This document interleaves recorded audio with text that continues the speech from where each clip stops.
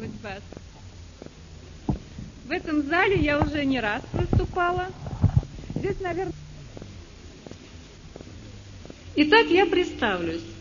Я автор книги «Ключи к тайнам жизни».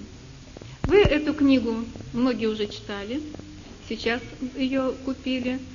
У меня напечатана 1, 2 и 3 часть. Вот сейчас в Москве мы отдаем к печати 4 часть.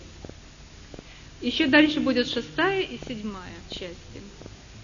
Да, мы с вами еще будем очень долго встречаться. В 4 части у меня, значит, вот такие темы.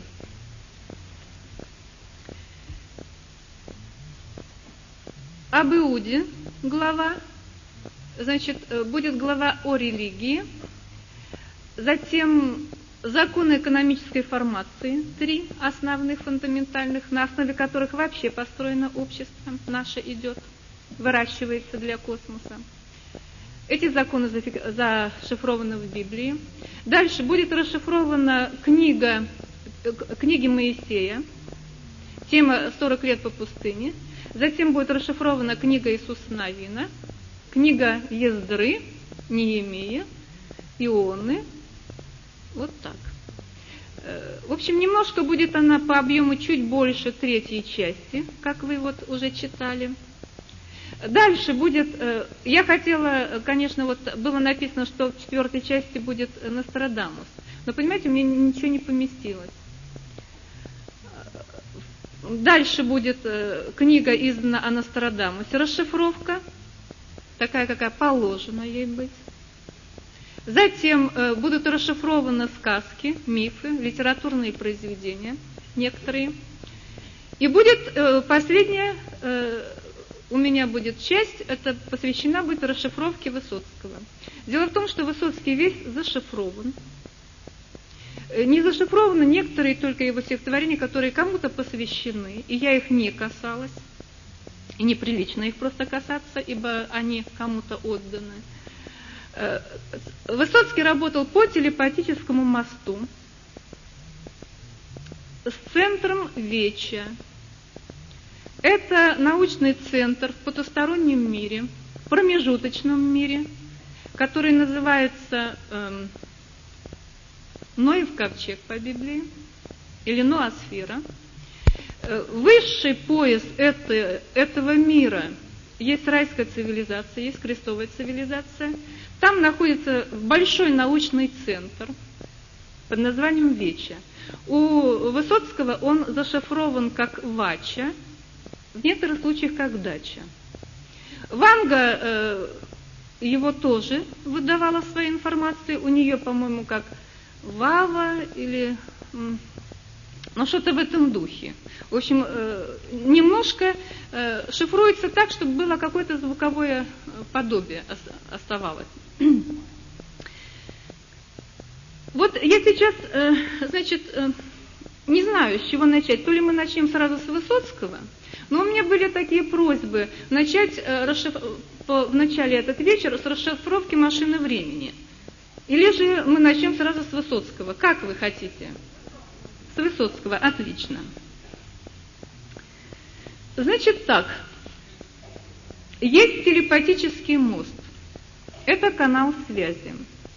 По телепатическому мосту работают наши ученые, физики, конструкторы, художники, писатели, поэты. Я работала и работаю по телепатическому мосту. Работал по нему и Высоцкий. В потустороннем мире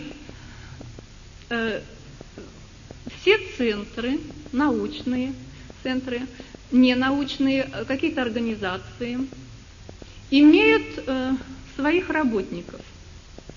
Перед выходом сюда к рождению на Землю все эти центры имеют с этими своими людьми договора. Работать в том или другом направлении. Ставится подпись, печать, скрепляется все это. И по таким договорам работают буквально все организации. Религиозные, военные, политические, идеологические, разные. Даже несчастный этот центр Ваала, и тот имеет своих работников и свои договора. Если человек, значит, здесь вышел к рождению, и у него есть договор, значит, на него имеют право свои влиять, его подправлять, его корректировать и ему передавать. Однако же между нашим миром и тем миром существует таможня, граница. Через эту границу нужно пройти. Значит, чтобы иметь право работать по телепатическому мосту, надо в пункте границы получить разрешение, доступ или же визу. Точно так же почти как и у нас. Это буквально полагается любому человеку, который работает здесь в контакте с нашим миром. Таможня очень строгая, проходит через нее не просто вот как вот нас вот так вот обшарят, там точно так же обшарят, но еще лучше. Человека вводят в гипноз, и под гипнозом у него выпытают все, что он желает передать. Поняли? Поэтому доступ на телепатический мост получает человек, только лишь получив разрешение с этой таможни. Что такое телепатический мост? Вот представьте, допустим, наше телевидение, вещание. Есть вахтер. Это так он назван в шифровке, вот, допустим, у Высоцкого или вот еще у кого-то. То есть человек, который контролирует и организует этот мост, эту передачу. На самом деле это просто оператор.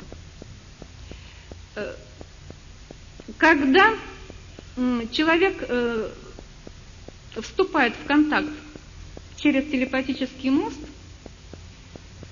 он подключается телепатически к нашему сознанию, то есть к сознанию того человека, с которым он работает. Это бывает настолько близкая телепатическая связь, что он буквально входит в сознание этого человека, и этот человек, который тут у нас, этого не знает. Он думает, что это все идет от него. Вот по сказке это было так сказано. Иван вошел коню в одно ухо, а в другое вышел. И стал красивым, добрым молодцем. Значит, вот этот образ конь-всадник есть символ телепатического моста. Всадник с копьем на коне – это образ телепатического моста. Георгий Победоносец есть образ этой связи. Это вовсе не то, что вы думаете.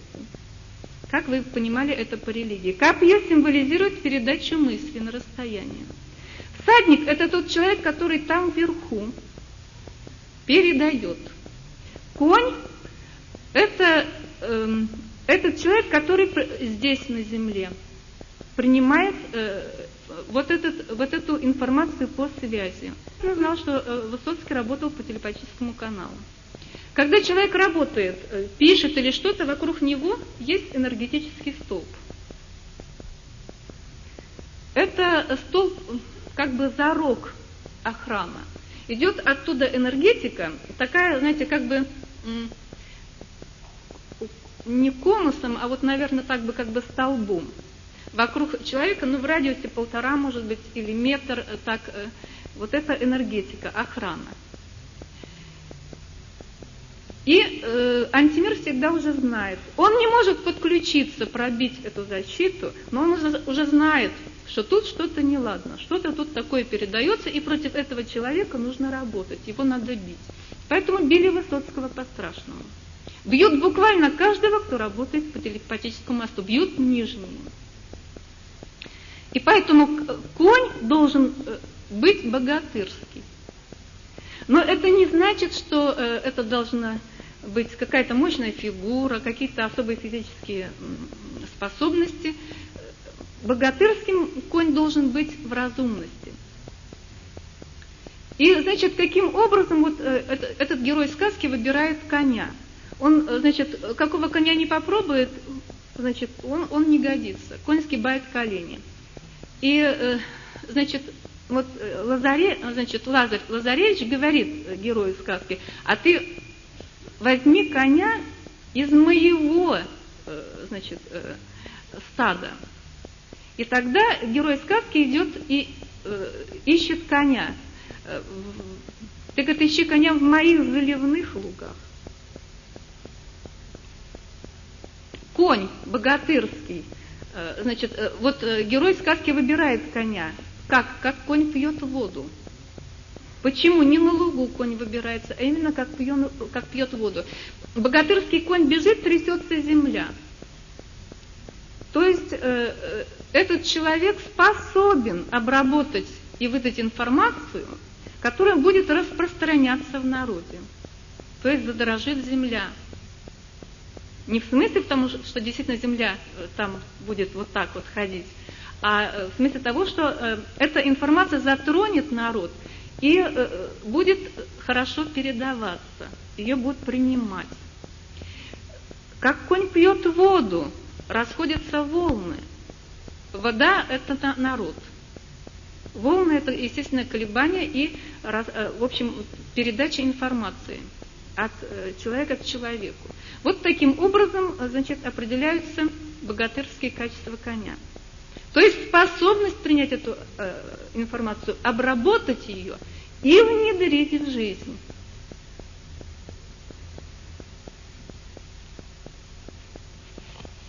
Работать на телепатическом мосту не так легко. Тот, который работает там, вверху, он быстро срабатывается. Если обычный человек там, допустим, может жить, уйдя с нашего мира, там 60, 70 лет, 100 лет, то тот, который работает по телепатическому мосту, раза в 3 меньше там может жить. Потому что он растрачивает большое количество энергии. И как бы физически он теряет больше сил. Это тяжело. Вот так вот держать коня буквально в напряжении и передавать ему, внушать. Когда, значит, там этот человек, который работает на телепатическом мосту, уже чувствует, что он на исходе, он старается уже завершить свои работы и передать как можно больше, и, в общем-то, вступать в заключительную фазу. Его предупреждают. Предупреждают, допустим, его за 1,5 года. Дают, опять-таки, с пункта чистилища, там за каждым наблюдают человеком, каковы его силы, когда его выдавать сюда к нам, к рождению. Так вот, примерно за 1,5 года этого человека предупреждают, ему дают сигнал, колокольчик звенит. Так же вот, как мы, например, иногда что-то чувствуем, такое у нас звенит в сознании, точно так же дается первый сигнал колокольчика. Затем через полгода еще дают колокольчик, и когда звенит 3-й колокольчик, значит, уже ему пора уходить.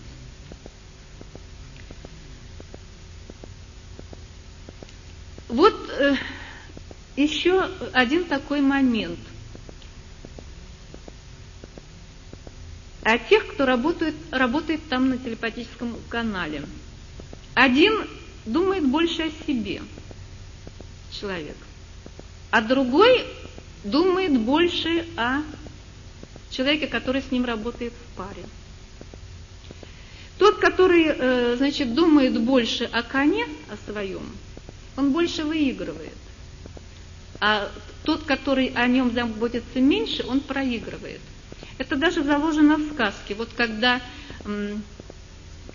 герой сказки подходит к камню, и, значит, написано, что пойдешь налево, коня потеряешь. Так? Пойдешь прямо, женатому быть, пойдешь, значит, направо, коня спасешь, себя потеряешь. Это все имеет очень скрытый и большой смысл. Во-первых, прямо пойдешь, нам быть женатому. Значит, любая свадьба по сказке королевская, это есть эпоха бессмертия. Приглашение на королевскую свадьбу есть приглашение на эпоху бессмертия. Как правило, в общем-то, даже, между прочим, фактически приглашается все государство. Но право быть в числе уже избранных уже решается там на этой королевской свадьбе. Так вот, дело в том, что приглашаются все, но перед эпохой бессмертия идет страшный суд, идет взвешивание. И проходят только те, кто проходит эту процедуру. То есть интеллект отрицательный, положительный, в общем, там это все. И идет очень большой отбор, отсев. Так вот, помните, там по сказке, кто пошел прямо быть женатому, да, их сбросили в подвал ночью. То есть они отсеялись, были отбракованы. А быть женатому означает быть принятым на эпоху бессмертия. Далее, пойти, значит, направо, где коня потеряешь. Нет, да, коня потеряешь, себя спасешь. Вот здесь, значит, так. Вот этот, который человек работает вверху, он должен очень хорошо следить за нижним своим товарищем, предупреждать кое-какие его действия, охранять его, наперед, просчитывать наперед, где ему подобьют под ноги, где ему могут ударить в спину. Он должен все просмотреть, он должен все время быть начеку, постоянно наблюдать за всей его жизнью, за всем его окружением, то есть просчитывать все наперед. И вовремя своего коня подворачивать, перекрывать вот эти все удары. Это означает, значит, если этот человек выполняет это означает коня спасти, себя потерять. Если он мало там вверху отдыхает, он постоянно в напряжении, постоянно смотрит за своим партнером, за своим другом, за своим товарищем, то есть за конем.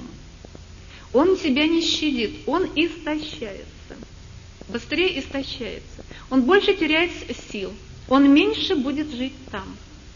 А там точно так же, они к нам уходят сюда тоже неохотно. Так же, как мы умираем, умирают они.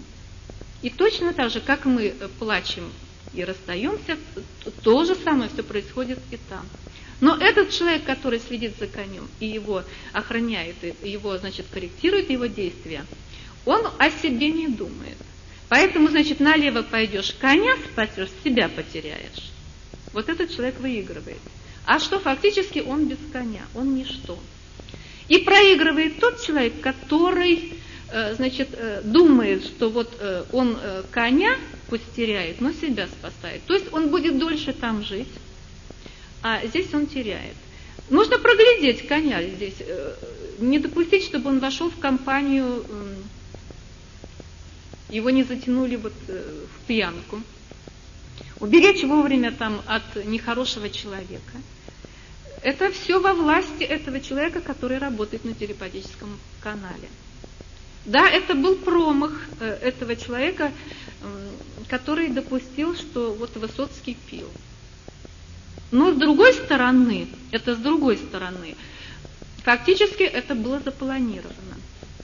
Потому что то, что было передано Высоцкому, нельзя было пройти иначе через таможню, чтобы не разыграть роль пьяного. И вверху этот разыграл человек, и Высоцкий разыгрывал внизу тоже эту роль.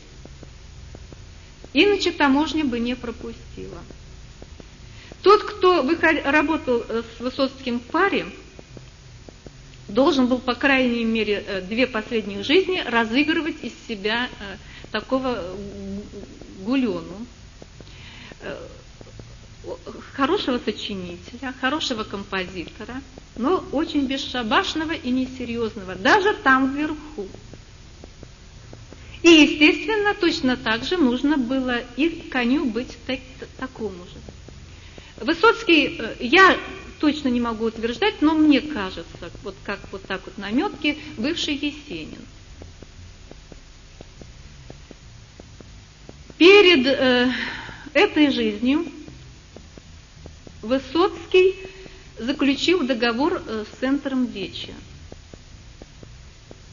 Этот центр очень большой. Там физики, химики, архитекторы, художники, поэты, писатели, Пушкин оттуда, в общем, Достоевский оттуда. Вот такие люди. Притом и ученый состав, и деятели искусства. Но Высоцкий не был в этом коллективе. С ним просто был заключен договор. Как бы со стороны, потому что они никого не принимают в свой коллектив, прежде чем человека не проверят в работе по договору. Я была знакома с Высоцким до того, как мы вышли сюда. Я работаю в этом центре речи, с этого центра Рерих. Этот план прорыва информации через стихи, через его творчество, был продуман раньше. Все то, что сейчас у нас происходит здесь, сейчас, в наше последнее время, все закодировано у Высоцкого. Здесь в его песнях есть информация о Ельцине, о Горбачеве, о Кашпировском, о Жириновском, о всех событиях, даже о событиях, вот, которые происходили совсем недавно у Белого дома. Короче, вся наша последняя седьмина, 97-й год, во второй половине или конец, это будет уже начало эпохи бессмертия. Вся вот эта, перед этим 7 лет, все эти годы у него раскрыты и показаны.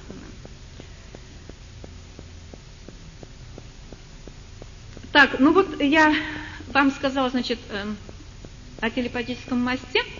То, не знаю, достаточно ли ясно я вам это рассказала, но об этом у него сказано, значит, в стихотворении «Кони привередливые». Я сейчас... Вдоль обрыва понад пропастью, по самому по краю, я коней своих нагайкой стегаю, погоняю. Речь идет от того человека, который работает на телепатическом мосту. Иногда у человека один конь. Он работает с одним товарищем. Иногда он может работать с несколькими. Или, например, проносится по небу на шестерке, на 6 конях. Этот человек способен работать в паре с 6 своими друзьями. Так вот, вдоль обрыва понад пропастью, то есть по самому по краю, речь идет о том потустороннем мире, и переход с того мира в наш, как бы край. И с другой стороны, этот человек тоже уже на исходе сил. Тот, который вверху, уже выработался. Ему уже пора закругляться там. Я коней своих нагайкой стегаю, погоняю. Что-то воздуху мне мало, ветер пью, туман глотаю. Силы на исходе уже. Чуя с гибельным восторгом, пропадаю. То есть ему остается уже мало времени. Чуть помедленнее, кони, чуть помедленнее. Он просит... Все дело в том, что он раскрутил, вот, допустим, Высоцкого. Высоцкий уже работал каждую ночь. Уже такая большая инерция. А ему там уже не по силам. Уже не... Вот с этой скоростью, с которой работает Высоцкий, ему уже тяжело. Ему хочется продлить там жизнь, больше выдать, а уже нельзя. Высоцкого нельзя одного оставить, что он не то может нагородить. Нужно его все время держать на контроле, все время с ним работать телепатически, а сила на исходе. Чуть помедленнее, кони, чуть помедленнее. Вы тугую не слушайте плеть, но что-то кони мне попались привередливые. И дожить не успел, мне допеть не успеть. Все только зависит от того, что кони слишком взяли большую скорость. Я коней напою, я куплет допою. Хоть мгновение еще постою на краю. Там еще побуду. Напою, значит, коней, то есть выдам информацию. Сгину я, меня пушинкой ураган сметет с ладони. Когда у человека выходят вот эти те физические силы, которые должны его поддерживать на тонком плане, он автоматически подчиняется закону прилива и отлива. То есть он, значит, сила на исходе, он автоматически за ним приезжает и его переводит в чистилище, его ложат в анабиоз и готовят к выдаче сюда к рождению. И отсюда, когда люди уходят в тот мир, это тоже по закону прилива-отлива. То есть вот, поэтому он говорит, вот сгину я, меня пушинкой ураган сметет с ладони. И в санях меня галопом повлекут по снегу утром. Вы на шаг неторопливый перейдите мои кони. Хоть немного, но продлите путь к последнему приюту. Значит так, я опять коней напою и так далее. Мы успели в гости к Богу, не бывает опозданий. То есть, что сюда уходим, что туда фактически, у них одно и то же. Что ж там ангелы поют такими злыми голосами? Или это колокольчик. Весь зашелся от рыданий. Это то, о чем я говорила, когда дается звоночек. Там вверху в сознании, готовься, у тебя остается столько-то времени. Они точно так же не хотят уходить сюда. Или я кричу коням, чтоб не несли так быстро кони. Ну и так далее, значит. Но что-то кони мне попались привередливые, коль дожить не успел, так хотя бы допеть. Вот поэтому герой Шекспира говорит: коня, полцарства за коня.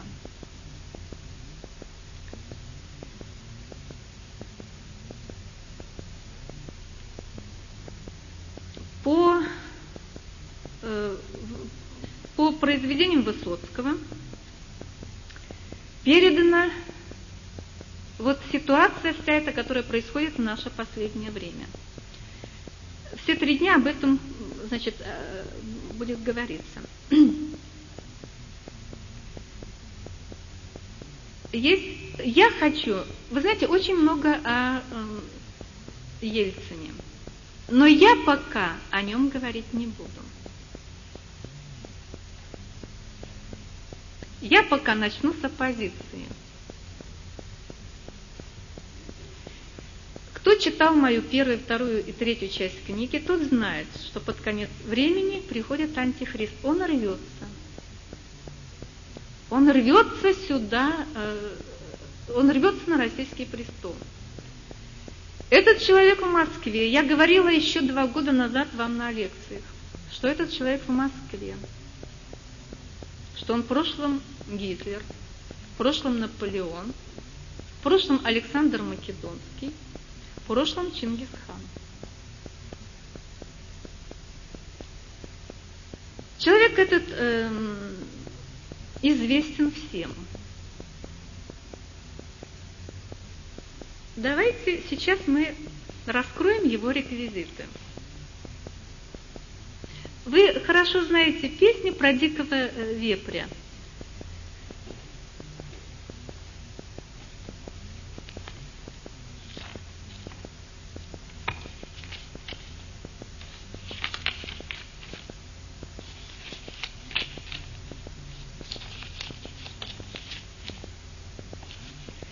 Уж такая знакомая песня.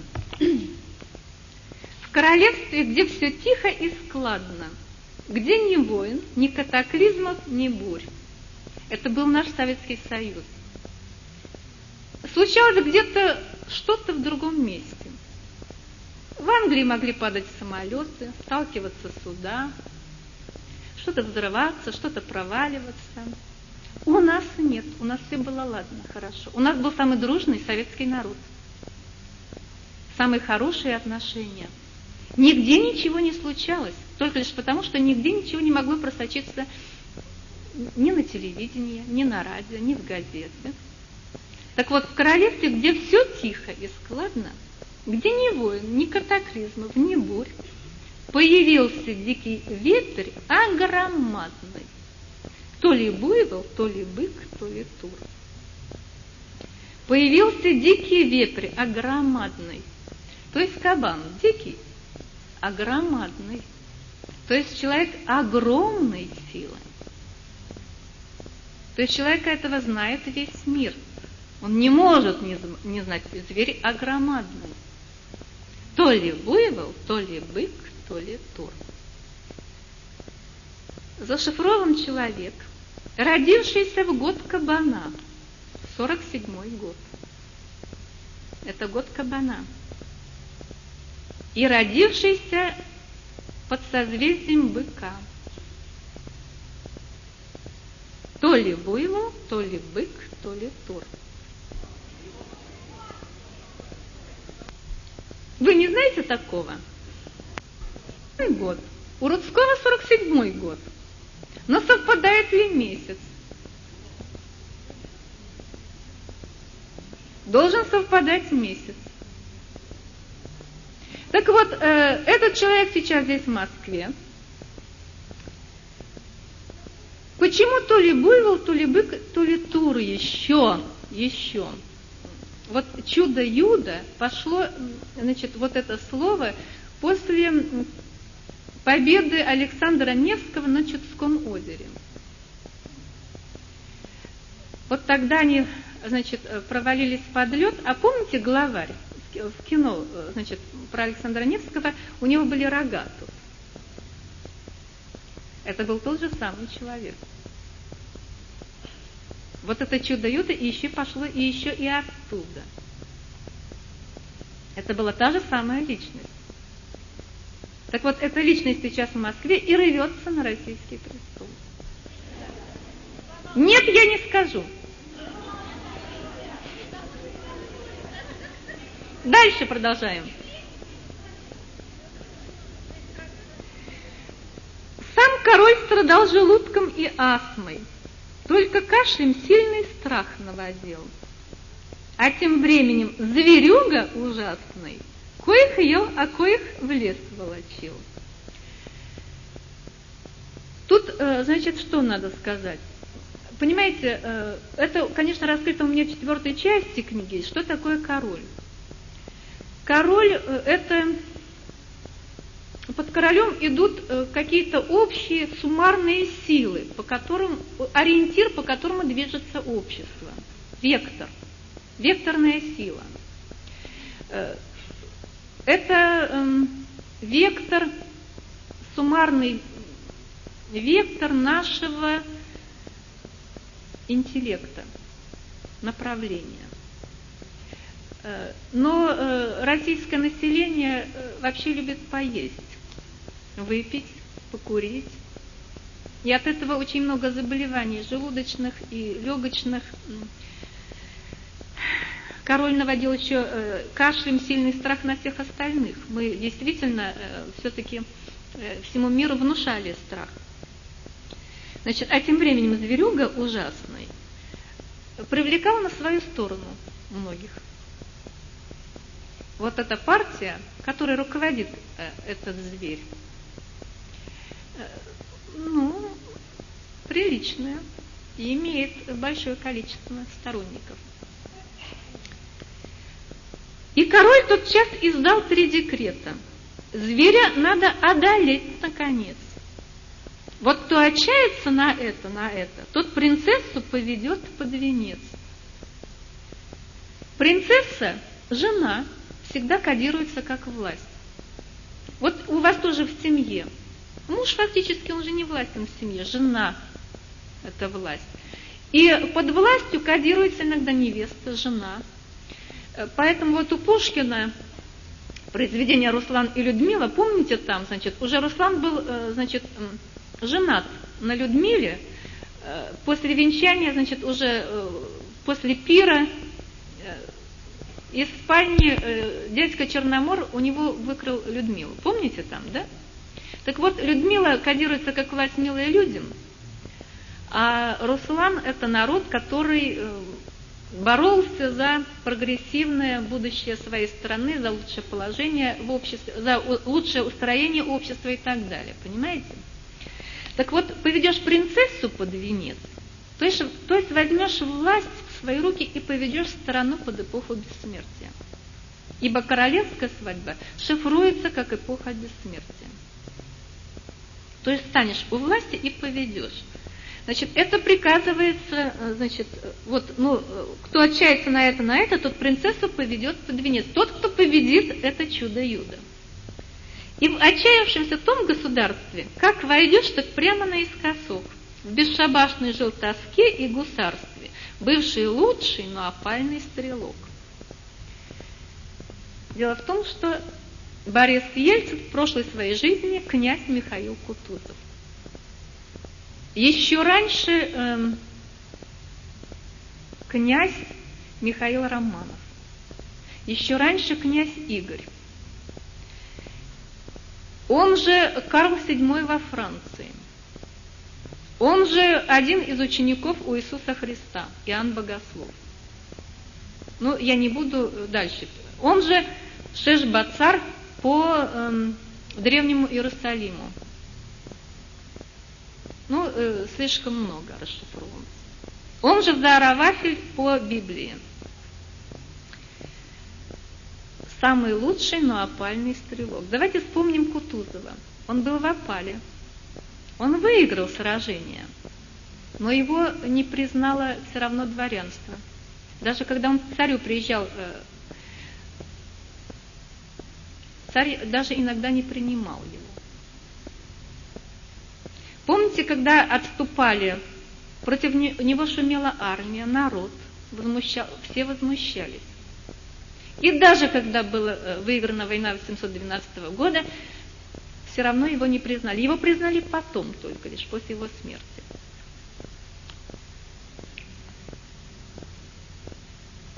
На полу лежали люди из шкуры, пели песни, пили меды. И тут протрубили во дворец трубадуры. Хвать стрелка и во дворец волокут. Это сделали с Ельциным. Когда Горбачев послал по стороне, с визитом некоторых своих друзей, кого взять на определенное место, в правительство, дать такой-то пост, приехали и к Ельцину. Конечно, Ельцин им устроил попойчику хорошую. После этой попойчики они лежали на полу и пили и песни, и меды. А когда они приехали туда, в Москву, сказали: да это свой парень в доску. Хвать стрелка и во дворец волокут. И король ему прокашлял: не буду, я читать себе морали ее нет. Если завтра победишь чудо-юду, то принцессу поведешь под венец. А стрелок: да это что за награда? Мне бы выкатить портвейн на бадью. А, мол, принцессу мне и даром не надо, чудо-юду я и так победю. То есть он не желал, на тонком плане фактически, он не желал становиться у власти. Он отказывался быть у власти, быть во главе правительства. А король: возьмешь принцессу и точка. А не то тебя раз-два и в тюрьму. Это все же королевская дочка. А стрелок: хоть убей, не возьму. Так вот, возьмешь принцессу и точка. А не то тебя раз-два и в тюрьму. Что это означает? Если, Ельцин знал, перед этим выходом сюда к рождению, он прекрасно знал этот план.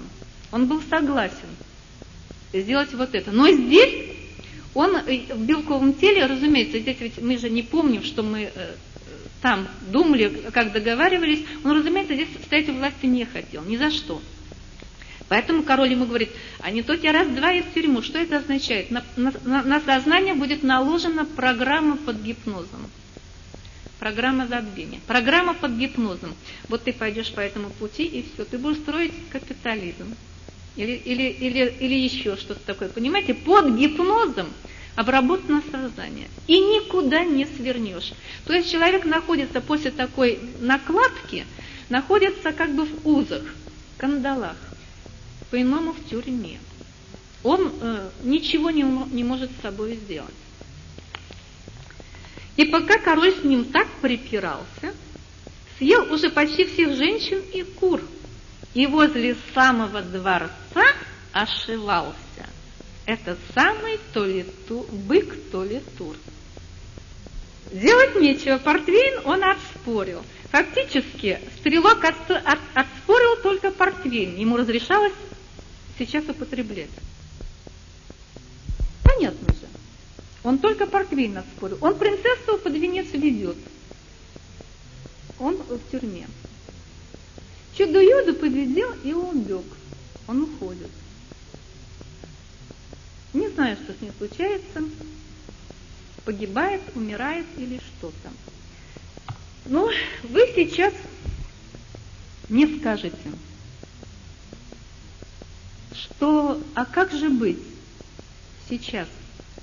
Вот вы, мол, говорите там коммунизм, значит, в раю коммунистический строй, эпоха бессмертия это тоже будет коммунизм, я все это объясню. А у Ельцина политика другая. Да, давайте, пришло время, сейчас мы будем объяснять. Ленин проводил НЭП, ввел в жизнь НЭП. После чего? После того, как по тогдашней России началось повсеместное уничтожение продуктов. Сжигался хлеб, продовольствие, все это зарывалось в землю, уничтожалось, народ голодал. Притом продовольствия в стране не было даже после очень урожайных лет, когда был великий, хороший урожай, и были условия собрать его. Тем не менее, страна голодала. Не было топлива, люди замерзали. Шла экономическая блокада. В войну против революционных сил вступил третий пояс ада. Третья голова Змея Горыныча. По сказке есть Змей Горыныч. У него 3 головы. Первая голова, самая умная, это политическая голова. Первый пояс ада, начиная снизу. Самые умные, идеологически резко противоположные раю. Второй пояс ада – это пояс, где сосредоточено население Спарты, воинственное, которое всегда устраивает всякие войны. Когда выходит этот народ к рождению, в этом месте жди, что оттуда пойдут крестовые походы. Третий пояс снизу ада – это третий пояс, это третья голова Змея Горыныча, пояс экономический, самый многочисленный. Этого народа 68%. Фактически этим поясом управляет третья голова дракона, или же третья голова змея. Вот Гай по расшифровке, это есть, значит, кладовая с продовольствием, с товарами первой необходимости. Гайский народ, народ этого пояса, имеет всегда ключи к складам, сырью. У них ключи от банков. Этот народ очень способен к экономике, к бизнесу. Но его 68%.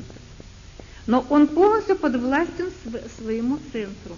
И когда оттуда покажут плетку, он выполняет буквально все. Этот народ всегда делает блокаду в любой стране. Перед приходом Гитлера к власти этот народ сделал экономическую блокаду в Германии. Когда были разорены все предприятия, голод, тогда сместили то правительство, и к власти пришел Гитлер. Этот народ сделал свое дело то же самое и после революции 17 года. Этого народа 68%.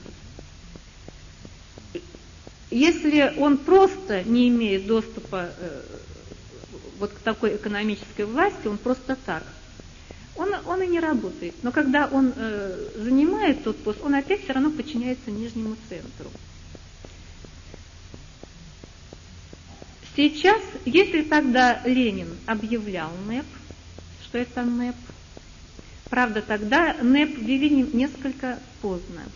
когда все-таки очень много погибло от голода, от холода. Сейчас НЭП ввели в самый раз.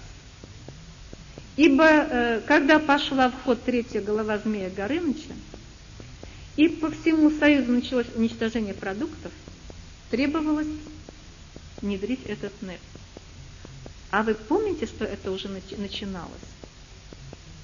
Выбрасывались туши свиней, копченая колбаса, макароны, мука, гноилось продовольствие. Я даже помню, у нас в Эстонии ходили фотографии, это были горы огурцов, выброшенных за городом. А в городе огурцов не было. Даже было такое время, что ни в одном магазине не было, а там их свозили, горы. Ходили фотографии, да, рабочие даже передавали, плакали. На птицефабрике зарывали кур, заставляли рабочих зарывать кур и яйца. Они плакали, обливались. А вся администрация до единого человека была единогласна. И ни один не воспротивился. Но это делали. По всему Советскому Союзу началось уничтожение продуктов. И что, скажите, пожалуйста, допустить до того, чтобы это все было уничтожено, и чтобы вы умерли с голоду? Или же нужно было отступить перед этим населением? Другого пути с ними борьбы нету. Нужно было отпустить цены и дать им возможность работать, не уничтожать продукты. И поэтому отступает Ельцин, не объявляя этого НЭПа, буквально спасая ради того, чтобы спасти каждого из вас, чтобы у вас на руках не умерли ваши дети и вы сами. Потому